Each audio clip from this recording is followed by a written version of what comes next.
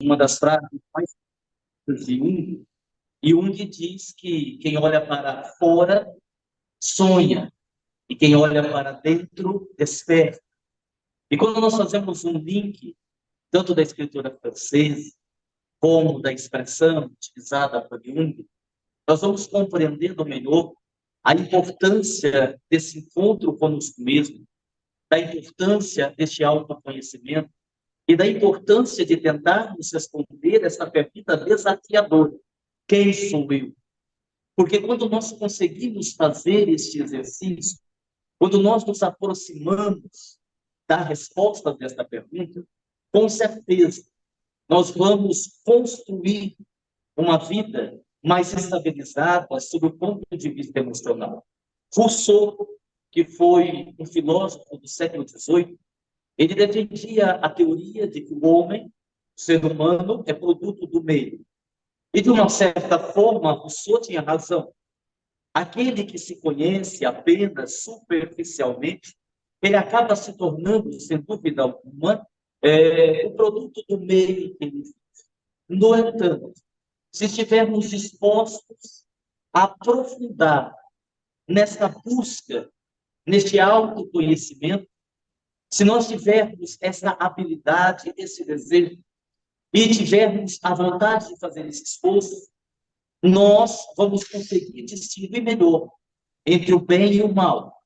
Vamos distinguir melhor quais são as nossas emoções. E a partir daí, ao contrário do que disse Rousseau, nós não tornaremos apenas o produto do meio, mas o produto das nossas escolhas. E precisamos dizer que, claro, com um profundo conhecimento sobre nós mesmos, escolhas mais conscientes. Sendo assim, considerando a importância do tema, é uma alegria enorme estarmos aqui. Muito bem. Também para nós. Tá? Então, vamos. Você já aproveitando as suas boas-vindas, você já nos trouxe algumas referências, até como concepções de percepção do ser humano, né? Base teóricos, assim. Então, para a gente já ir logo aí para... Dentro da sua experiência, como psicanalista, como terapeuta holístico, como ser humano, tá?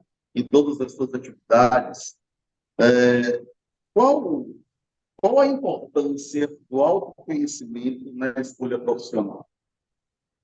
Veja, o autoconhecimento, ele tem uma importância em vários aspectos da nossa vida.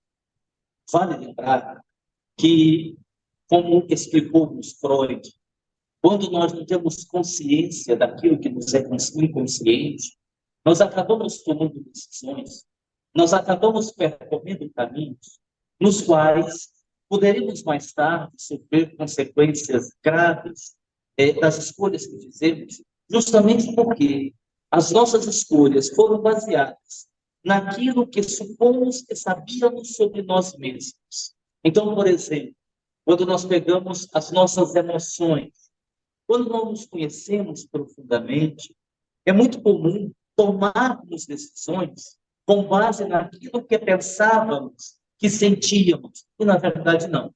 Eu posso, por exemplo, imaginar que eu amo uma pessoa e partimos do pressuposto que eu não sou uma pessoa que ainda estou investindo nesse processo de autoconhecimento. Eu posso imaginar que amo uma pessoa, mas está vivendo apenas uma situação de carência ou de medo da solidão. Isso pode me fazer acreditar que aquela pessoa que eu pretendo me unir seja a pessoa da minha vida. E mais tarde eu vou descobrir que não é. Quando nós falamos, por exemplo, para dar uma outra referência, de traição. Quando olhamos para uma situação de traição, para aquele que se conhece superficialmente, é muito fácil afirmar: a traição é um problema do traidor. A traição é um problema do traidor. Mas se nós somos pessoas que já nos conhecemos melhor, que já estamos investindo nesta área fundamental das nossas vidas, nós poderemos fazer outras reflexões. Será que a traição, não eximindo o erro do traidor, naturalmente, mas será que a traição não foi o resultado de um casamento em colapso? Será que eu não contribuí para que esta traição acontecesse? Assim por diante. Agora, respondendo à pergunta, claro que é importante, porque a psicanálise, através de Freud, nos explicou sobre o desenvolvimento psicossexual do ser humano. As várias fases da infância, aquelas fases em que, a depender do que a criança vivenciou, as suas experiências, ela vai carregar aquilo para a vida adulta, como um trauma, e às vezes um trauma até inconsciente. A partir daí, nós temos, por exemplo, também as crenças. Quantas e quantas crenças dos nossos avós, dos nossos pais, nós trazemos para a nossa vida como se fossem as nossas verdades. E, na verdade, são crenças que nós adquirimos da nossa família, a cultura em que nós crescemos. Outro dia, eu perguntava para uma jovem cliente que já vive um drama no casamento há muitos anos, inclusive com agressões físicas. E eu perguntava assim a ela, mas se o seu casamento está tão ruim há tanto tempo, por que você continua? E ela me disse assim, porque eu aprendi com a minha mãe que casamento é para sempre. E nós temos aí uma crença. Então, o autoconhecimento vai nos permitindo modificar isso. É comum ouvirmos alguém dizer assim, peguei o meu diploma, me formei em medicina, era o sonho do meu pai. Bem, então não era o sonho dele. E o autoconhecimento vai ajudando, digamos assim, montar esse quebra-cabeça, separando o que são as crenças, o que são as ideias, aquilo que nós assimilamos que as pessoas nos passaram e daquilo que nós realmente queremos. Então, a escolha profissional associada ao autoconhecimento é fundamental para uma boa escolha, para que nós sejamos pessoas, às vezes até bem remuneradas financeiramente, mas não executando o trabalho que nós gostaríamos de executar. Podemos, inclusive, dizer que o baixo autoconhecimento gera uma certa dúvida sobre a escolha profissional. Perfeitamente, sem dúvida alguma. Porque nós ficamos nessa superficialidade, estando na superficialidade, as decisões, elas serão para nós sempre motivos de conflito.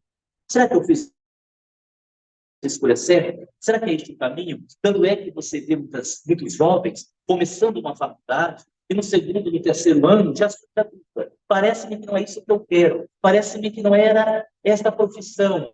E aí, às vezes, desiste, muda. Eu conheço muitas pessoas que, após terminar uma faculdade, 5 anos fazendo determinado curso, foram fazer outra coisa.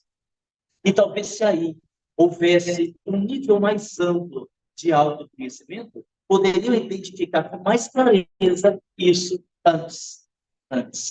Muito bem. Eu sei que você tem, você já estudou Freud, eu sei que você também gosta do pensamento de Jung, e na sua teoria da personalidade, ele nos fala de perfis, perfis psicológicos. E aí faz bem lá o equacionamento entre atitudes e funções, né? A introspecção, a extrospecção, as funções racionais e irracionais, intuição, sensação, pensamento, sentimento. E aí, a partir desses cruzamentos, ele define alguns perfis, né? Alguns tipos de personalidade. Considerando o perfil psicológico, nessa mesma linha que estamos falando, e a personalidade, para a área da saúde, de forma geral, e especialmente para a medicina.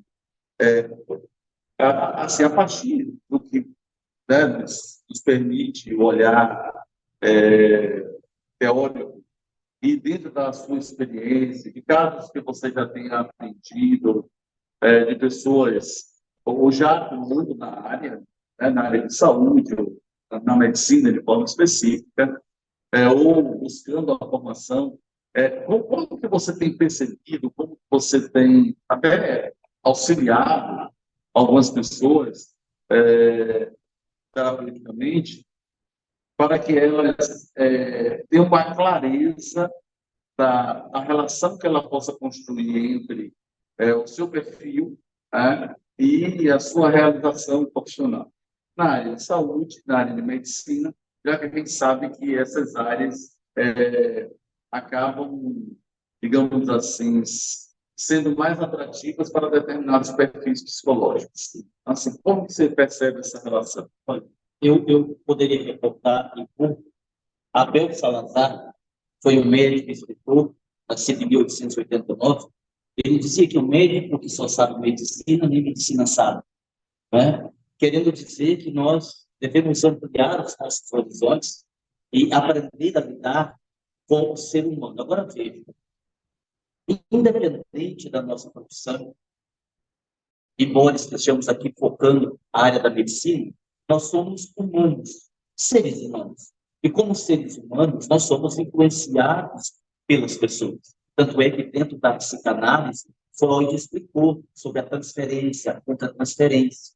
Então, eu acredito que é preciso que a gente desenvolva, um profissional da área da saúde, uma escuta mais aprimorada, uma, uma capacidade de olhar para o ser humano como um todo, já que, como concebe algumas teorias mais atuais, o homem, o ser humano, a mente e o corpo formam um só sistema. Então, às vezes, a pessoa que tem uma dor de estômago, nós temos o estômago como apenas um sintoma de uma ansiedade ali presente. Às vezes, a pessoa com vários problemas na musculatura, nos dedos, mais, é porque nós temos ali uma pessoa mais inflexível, uma pessoa mais rígida. Então, se a mente e o corpo formam um só sistema, o profissional da área da medicina precisa aprender a ouvir o ser humano como um todo. Ainda outro dia, eu conversava com um amigo, claro que atua numa outra área, veterinário, e ele me dizia que há muito tempo ele já mudou a sua forma de lidar com os animais.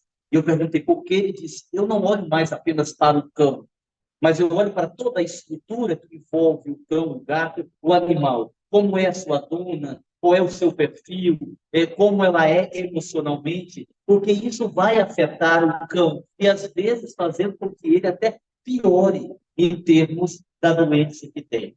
Então, a gente precisa ir entendendo esta realidade e trabalhando-nos para que aquilo possa ser compreendido como uma necessidade. A minha função é ouvir pessoas. Ouvir pessoas. E muitas vezes eu já me deparei com casos em que a pessoa falou, estourou por quase uma hora. E quando terminamos a sessão, sem que eu dissesse uma só palavra, ela disse, muito obrigado. Foi a melhor terapia que eu já fiz, porque o Senhor me ouviu. O Senhor não me interrompeu, o Senhor não me julgou, o Senhor me ouviu, o Senhor me acolheu, e eu senti que o Senhor estava me ouvindo de coração. Eu saí daqui muito mais aliviado. Então, essa é a ideia. Né?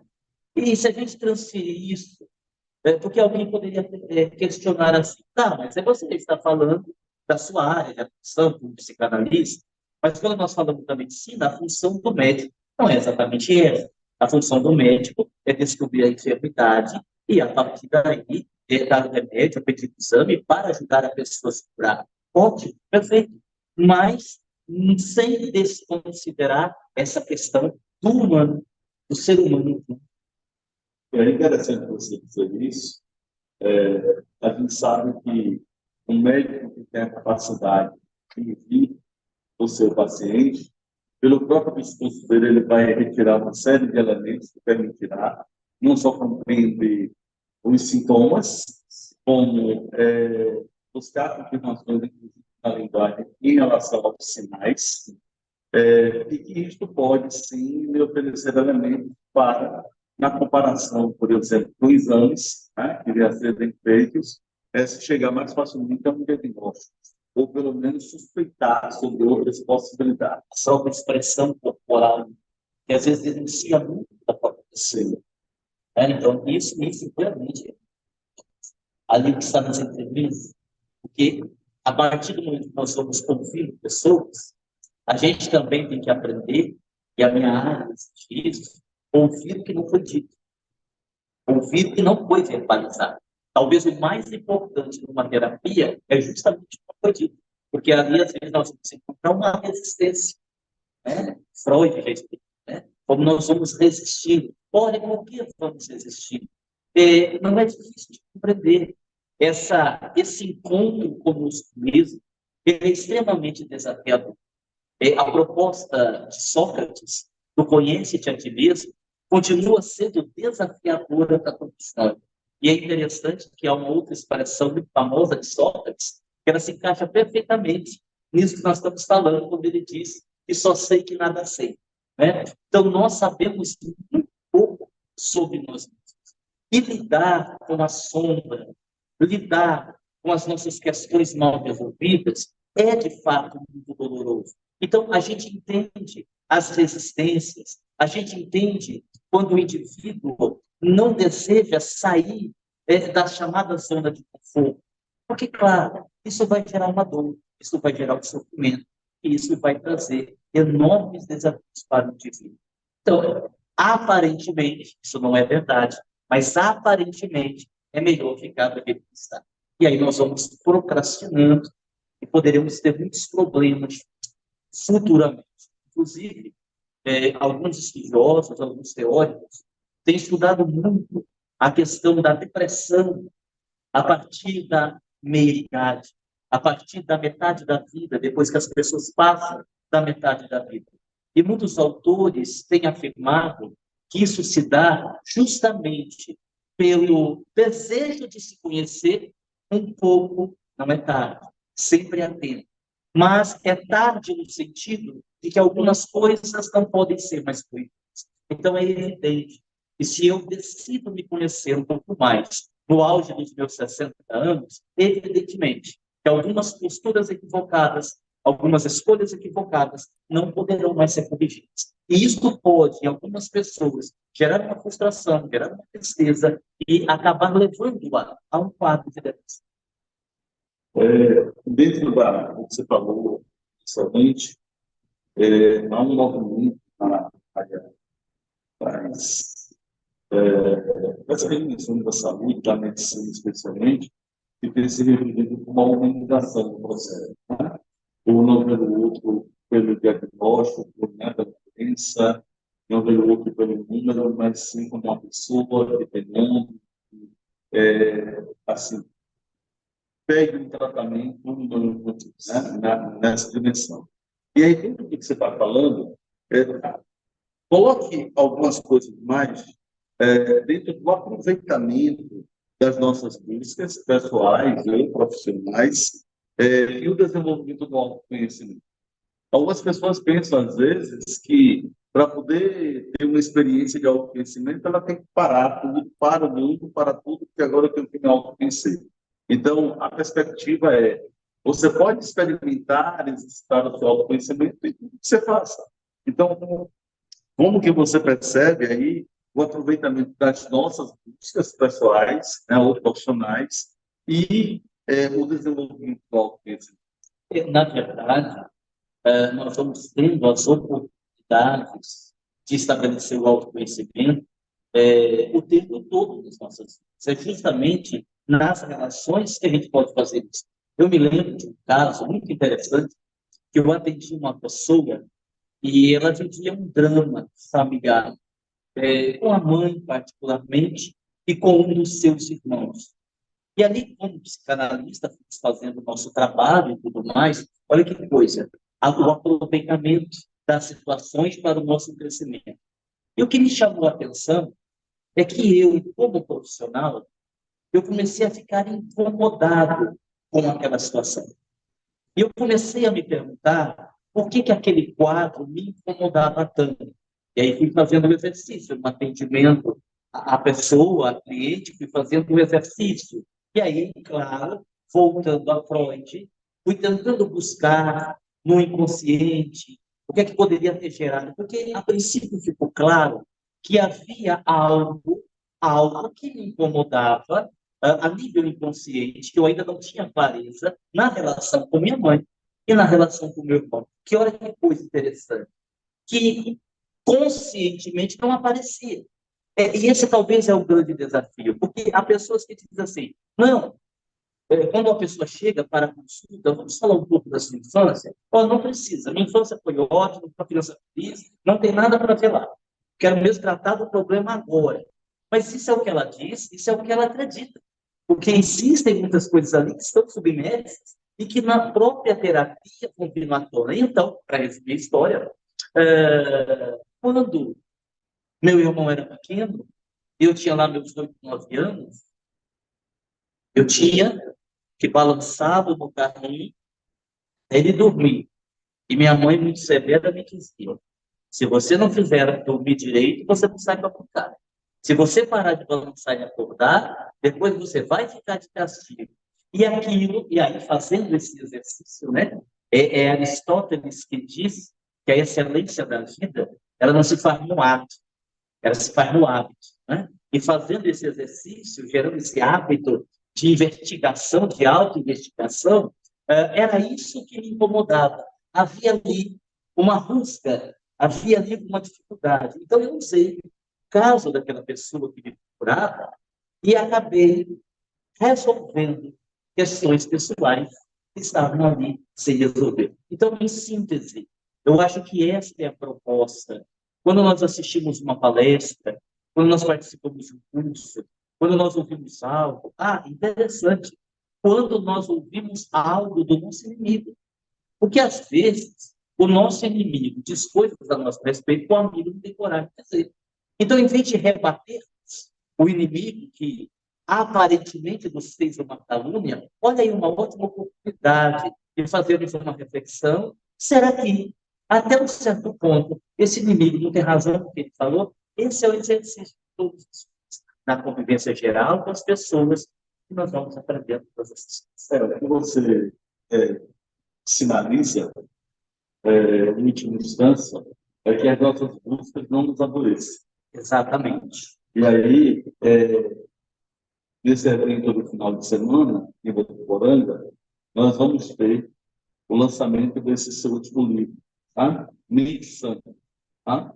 Que será o lançamento aqui em São Paulo, em que você trata exatamente de questões que fazem parte do nosso cotidiano e que nós podemos, a depender de como lidamos com essas questões, ou adoecermos, ou nos tornarmos pessoas mais saudáveis. E óbvio que o autoconhecimento aí está na direção de uma experiência muito mais saudável do que de adoecimento, embora possamos também nos autoconhecer na enfermidade. Perfeitamente. Se pudermos conhecer sem a enfermidade, melhor ainda. O livro Mente Sã, que é aí a expressão mente sã, parte da frase toda, mente sã, corrupção, que é uma frase atribuída ao poeta romano Juvenal, no qual ele teria dito isso quando alguém perguntou o que é que o ser humano deveria desejar na vida. Uma mente sã e um corpo sã. Isso que você mencionou, Lidomar, é muito importante, porque essa busca pelo autoconhecimento, essa necessidade de desconstruirmos a imagem que tínhamos sobre nós, embora seja um processo doloroso, não pode se transformar no martírio. Não pode gerar em nós um sofrimento maior do que realmente é o sofrimento. Porque, claro, um sofrimento vai gerar. Mas nós temos que ver esse processo como algo positivo. Eu tive a oportunidade de tratar uma cliente já com seus 65 anos, e ela sofreu a vida inteira, porque aos 18 anos ela cometeu o erro de ter cometido um aborto. Mas aquilo, ela se arrependeu logo em seguida, e a própria vida que ela teve, digamos assim, de uma certa forma, compensou a atitude equivocada. Mas aos 65 anos, ela se achava a pior pessoa do mundo. Ela não se achava digna. Ela, uma concepção católica, ela acreditava que, por certo, quando morresse, iria para o inferno, porque ela não teria méritos, afinal de contas, ela fez uma coisa horrível. Mas, a partir daí, ela fez tudo para fazer diferente. Então, realmente, isso é muito importante. Isso tem que ser feito com alegria, com prazer, dando um passo de cada vez. Observe, os extremos são perigosos. Se eu digo assim, não, eu vou deixar isso para depois. Se a pessoa for espírita, por exemplo, a gente diz assim, não, eu vou deixar para a próxima encarnação. Nós estamos procrastinando e mais tarde vamos nos arrepender. Agora, se nós também queremos dar conta de tudo, mudar tudo de uma vez, sermos as melhores pessoas possíveis de um dia para a noite, não vai dar certo. Porque a chance da gente se frustrar é muito grande. E aí todo esse processo vai acabar nos adoecendo. Aí sim, vai nos adoecer. Muito bem. Olha que interessante, né? E à medida que você vai respondendo, comentando, ilustrando situações, a gente chega a mais uma questão que eu quero ouvir para a nossa reflexão, nossa conversa. As exigências sociais, os estragos, né, que a sociedade, determinado grupo possa fazer, determinados perfis que são exigidos, papéis, nos leva a construir determinadas máscaras. Né? Então, assim, como é que você percebe esse dilema humano? Por querer fazer medicina, não preciso deixar de ser. E aí eu pergunto de forma específica para medicina, porque a gente está aqui atuando, né, na promoção do uso, mas óbvio que isso vale para toda qualquer profissão. Tá? Então, assim, por querer fazer determinado anúncio de determinada profissão, no caso específico a medicina, não preciso deixar de ser. Tá? Como que você tem percebido essas questões, como elas têm chegado ao seu consultório, como você mesmo tem vivido na sua experiência pessoal, né? O que é que você nos diz aí sobre essa questão, sobre esse dilema?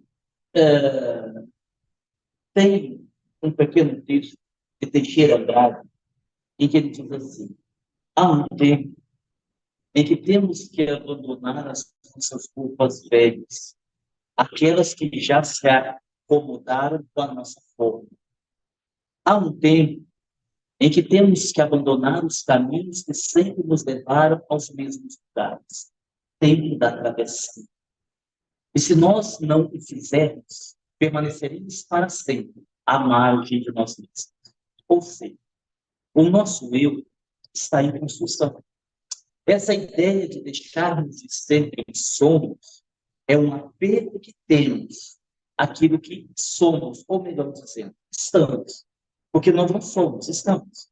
Se nós estamos dentro de um processo evolutivo, porque quando olhamos a questão humana sob a perspectiva da espiritualidade, nós entendemos que somos seres que estamos em processos evolutivos. E se estamos em processos evolutivos, não somos, estamos. Então, deixar de ser quem eu sou é o princípio da própria evolução. A ideia é essa. Naturalmente, nós vivemos em sociedade, a lei de sociedade é uma lei da vida. Então, vai ser necessário que algumas máscaras sejam utilizadas no dia a dia, até por uma questão de convivência. Né? Ninguém, por exemplo, vai ser na sociedade que é na sua casa.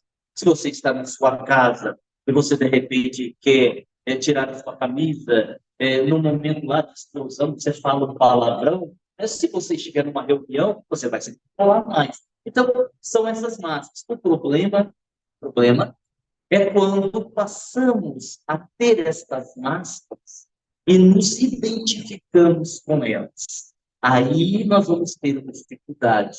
Por quê? Porque nós vamos confundir os papéis com aquilo que somos. Então, se eu perguntar quem é Lindomar, e você até poderia me responder, eu sou professor, sou filósofo, moro em Ilhéus, sou casado, tenho filhos. Bem, são papéis que você representa. A pergunta é mais profunda. Quem é Lindomar? O que está por detrás disso? Quais são os seus medos, suas frustrações, Quais são suas expectativas de vida daqui para frente? O que é que você deixou para trás que você não devia ter deixado? Isso define você. Então, separar os nossos papéis de quem realmente somos é desafiador, mas é necessário, porque esse é o processo que nós temos que elaborar. Eu vou incluir aí um elemento. Hoje eu falo de medo, você falou de expectativa, de processos. Eu queria incluir amores. Amores como uma fonte de inspiração. Tá? Quantas vezes, na frequência do amor, a gente define uma profissão, a gente empreende determinada ação, que nos leva a um autoconhecimento melhor, uma motivação necessária, a dar um sentido, né, à nossa vida, um propósito de vida. Porque, assim, óbvio que acabam aparecendo, às vezes, como obstáculos, mas questões que podem ser lidas a princípio como negativas. Mas nós temos também as positivas. E aí, uma das, talvez, carregue uma marca de maior positividade, seja o amor, uma síntese das emoções, dos sentimentos, da nossa experiência de vida. A começar pelo próprio amor próprio, a autoestima. A partir do momento que eu me amo, eu estou nessa frequência positiva e as minhas decisões a partir dali serão acertadas. Você disse a frequência do amor, eu poderia acrescentar a frequência da alegria. Porque se estamos alegres, não é estarmos sem problemas. Porque às vezes as pessoas pensam que para estarmos felizes, não podemos ter problema. E não é nada disso. É você saber conduzir a sua vida, usar a resiliência e ser feliz apesar dos problemas. Então, se nós estamos na frequência da alegria, se nós estamos na frequência do alto amor, se nós estamos na frequência do amor, claro que as nossas escolhas podem ser as melhores possíveis. E o contrário é verdadeiro. Se a gente se mantém na frequência, por exemplo, da reclamação, sempre não está bom, é difícil, já levantamos de manhã reclamando de alguma coisa, a partir daí, nós estamos nessa energia. E, com certeza, as nossas escolhas podem gerar mais problemas do que soluções. Você citou, em dado momento, um profissional da área de saúde veterinária. Sim, tá? Medicina veterinária. E aí, de forma interessante, o contrário de algumas falas que eu mesmo já ouvi, em que algumas pessoas disseram que foram fazer medicina veterinária porque gostam mais de bicho que de gente, em função dessas dificuldades, dos conflitos humanos, da dificuldade de falar sobre o que sente, dos embates que temos, e consideram, às vezes, que o animal tem uma comunicação mais direta. Né? Ainda ontem, eu ouvi isso de um veterinário, né? Aqui em Votuporanga. E a gente percebe nesse movimento aí, uma busca maior de imunização dos profissionais de saúde, da área médica, me parece que uma característica interessante de alguém que vai trabalhar com gente é ser gente que ama gente. Né? Então, assim, o que você diria, uma forma de via autoconhecimento, a gente despertar em nós essa capacidade de amar mais gente, de ser gente que ama gente? Olha que coisa interessante. A sua pergunta, eu posso responder exatamente tendo de base o tema da nossa conversa. Porque nós só julgamos, nós só condenamos quando nós não viajamos para dentro de nós mesmos. Porque se eu me conheço e identifico que eu vivo os meus infernos íntimos, por que eu não vou dar o direito a outra pessoa de viver os seus? Né? Quando nós nos conhecemos e percebemos com muita honestidade a extensão das nossas falhas, a extensão dos nossos erros, nós não nos encorajamos a julgar ninguém. E isso que você está falando é tão profundo, é tão verdadeiro, que eu já vi Eu já testemunhei, você com toda a sua experiência, deve ter testemunhado também, doenças serem amenizadas ou até curadas com um abraço. Com um abraço. Por exemplo, quando a pessoa vive uma situação de culpa, vive uma situação de arrependimento e se depara com aquela que foi a sua vítima e ouve desta pessoa: eu lhe perdoo, mas não estou fazendo nenhum favor. Eu lhe perdoo por lhe amo. Eu já esqueci. Me dê aqui um abraço. E aquele abraço sincero com aquela energia vai curar a pessoa. Então, fazer esse exercício de amar gente como a gente, porque, na verdade, nós somos.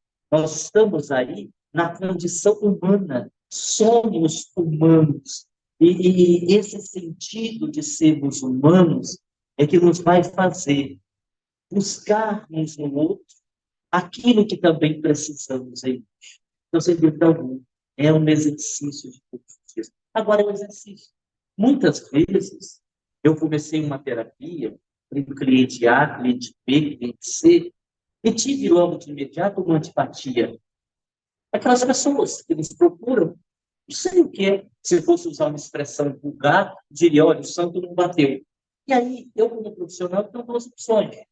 Eu posso simplesmente encaminhar a pessoa, até para não comprometer a terapia, eu posso encaminhar a pessoa para um profissional ou fazer ali um esforço de tentar entender por quê. Até porque, às vezes, olha só que coisa interessante, o autoconhecimento.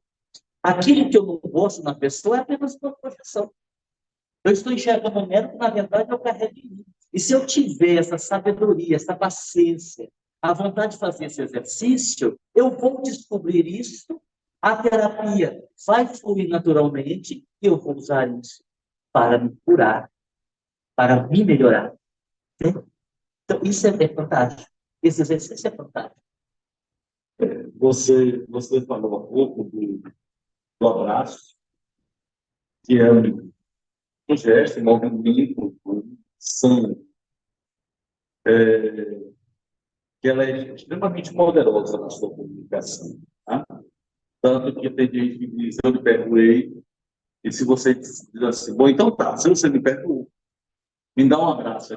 Não, não precisa não, eu lhe perdoei.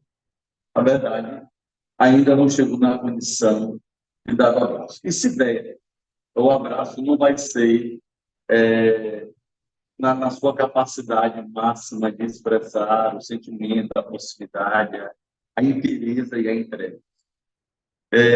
Às vezes a gente vai se descobrindo e percebendo o quanto bem faz um abraço, que a gente pode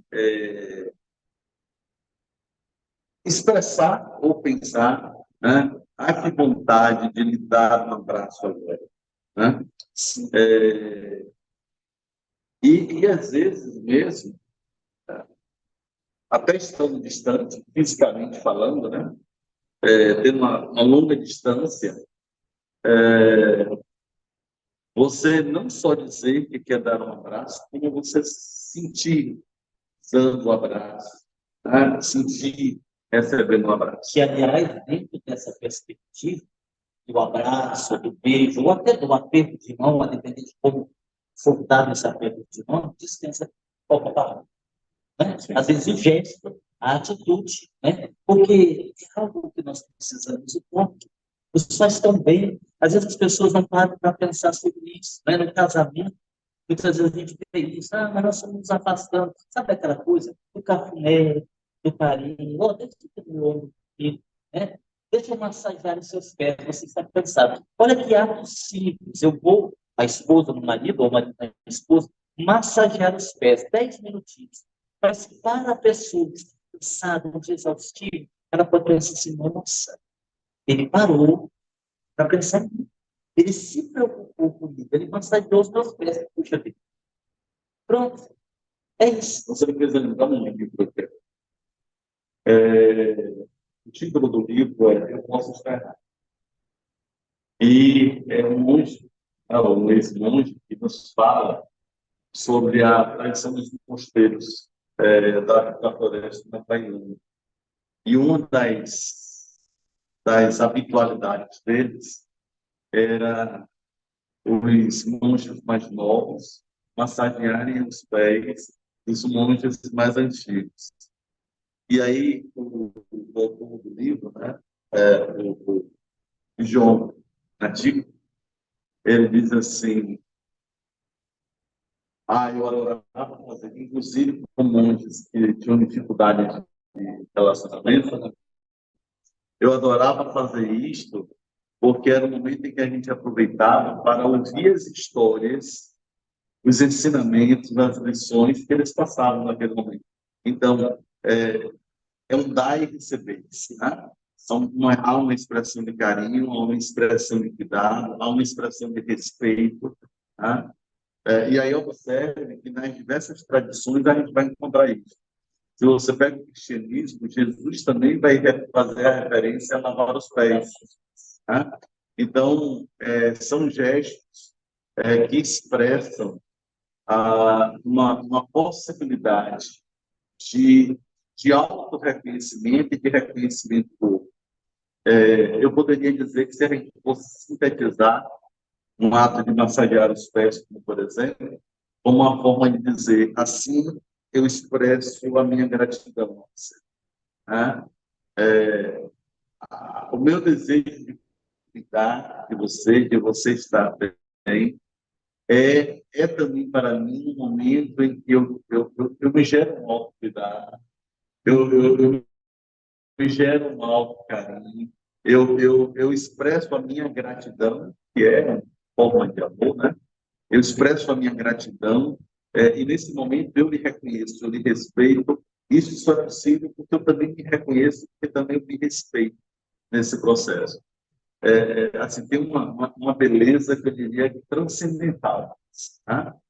Que marca profundamente a nossa vida, que, se bem soubermos, ao estarmos realizando também uma experiência de autoconhecimento.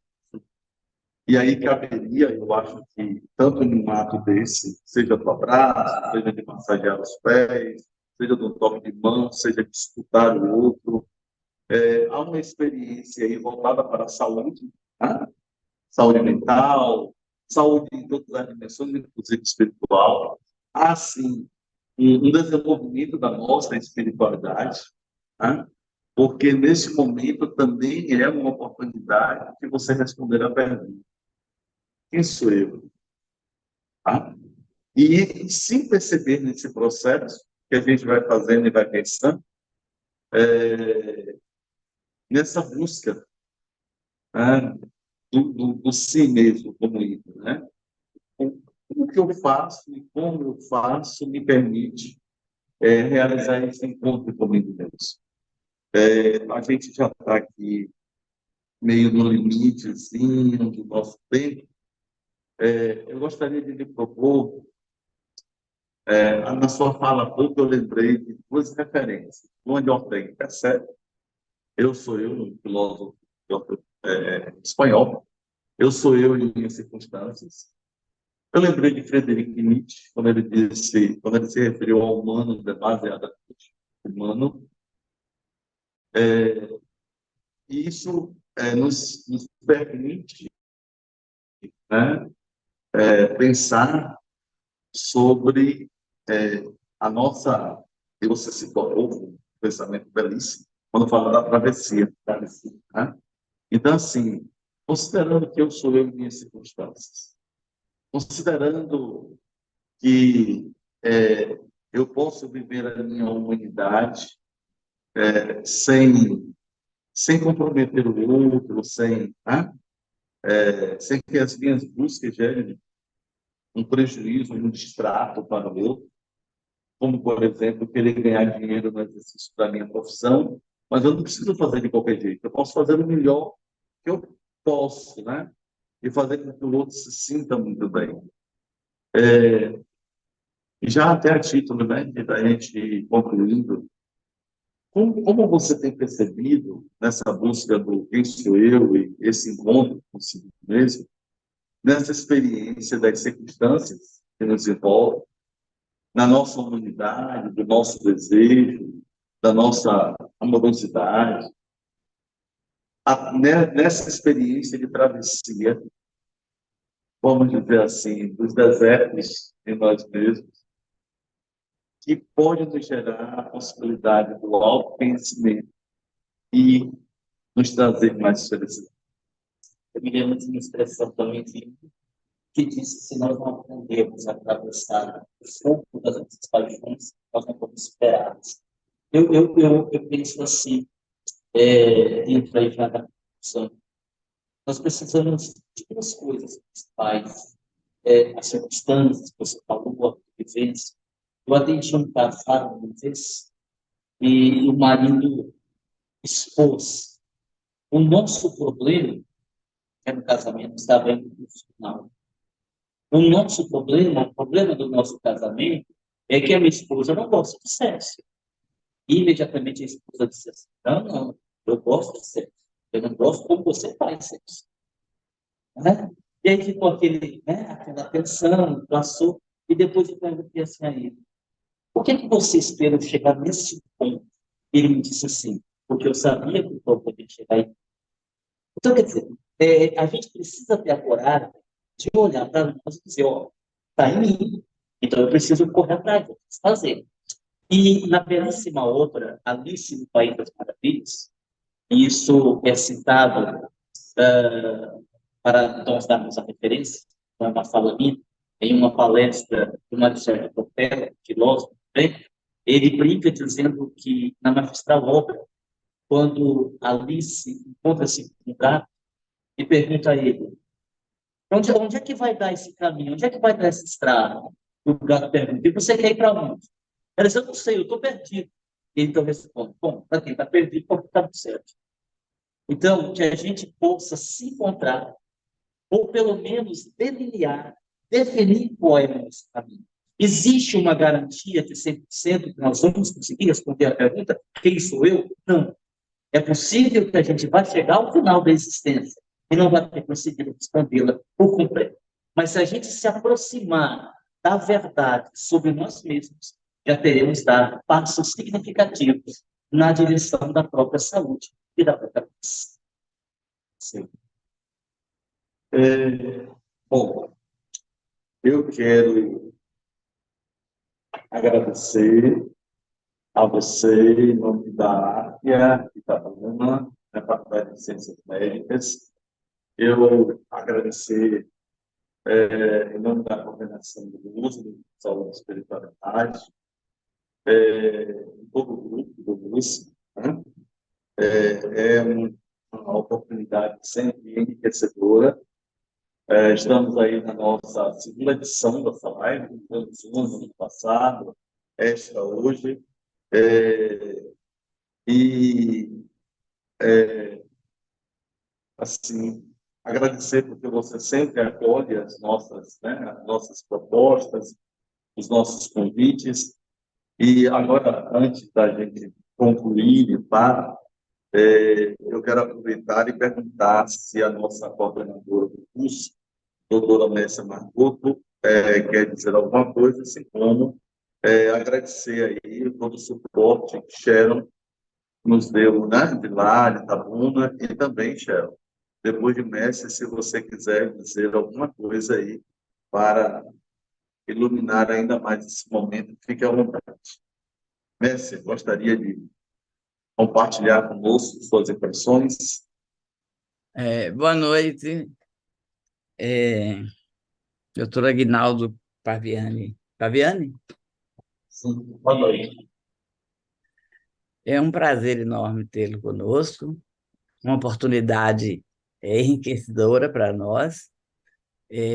Sempre o professor Lindomar traz para a gente, dá de presente para a gente, né?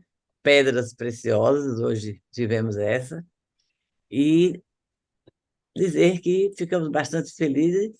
E tem um detalhe gravíssimo: quando alguém aceita um convite nosso, ele não sabe que está escrito bem miudinho: vou ter que voltar. Então, já estou avisando que o senhor vai ter que voltar. Com certeza. Voltaremos. Muito obrigada. Um abraço carinhoso, Messia, para você. Quero boa noite a todos. É só reforçar aí o agradecimento, né, para Aguinaldo, para você também, né, que, como a professora Messia falou, sempre nos traz pedras preciosas, e dizer que esse é um momento muito especial do NUSE, né? O NUSE fez aí 1 ano, agora no mês de junho, julho, e estamos aí caminhando cada vez mais para fortalecer, né, o núcleo de saúde e espiritualidade e trazer aí esse olhar para os alunos de medicina, em especial na formação médica, para que eles consigam, né, como foi bem dito aí por Aguinaldo, enxergar o ser humano como um todo e não como um órgão. Então, esse é o nosso lema, né, da humanização e da visão holística do ser humano, para que nós possamos tratar o humano como o humano que ele é. Então, fica aí nosso agradecimento pela sua contribuição aí na formação, não só do médico, mas de nós, enquanto pessoas, enquanto seres humanos. Muito obrigada. E o convite para o ano que vem já está feito. Eu quero agradecer também a todos que estão aí nos acompanhando, pessoas queridas, pessoas assim muito caras ao nosso coração. Desejamos que tenha sido um momento produtivo, que também tenha contribuído aí para a experiência de vida de vocês. Desejamos saúde e espiritualidade para todos e que esse momento tenha sido mais um passo na travessia que todos devemos fazer. Amor sempre para todos nós. Muito obrigado e até a próxima edição. Até a próxima. Tchau, tchau.